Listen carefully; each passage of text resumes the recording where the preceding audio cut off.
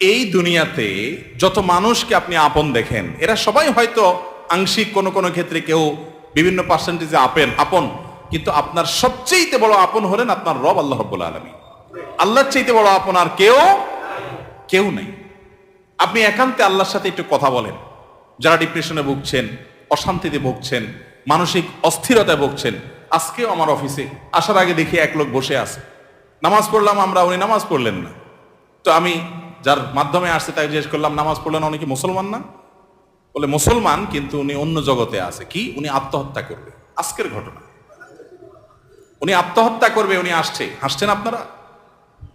এর আগে এক জুমা অফিস থেকে আমাকে ফোন দিল, জুমার নামাজ পড়াইতে ঢুকবো, বলতেছে এক লোক অফিসে এসে ঢুকছে, আপনার সাথে দেখা করবে, সে আত্মহত্যা করবে, জুমার নামাজও পড়বে না, এখন মরার আগে আপনার সাথে একটু দেখা করতে চায়। আমি আছি নারায়ণগঞ্জ, আর সে ঢাকায় অফিসে। ভাইরা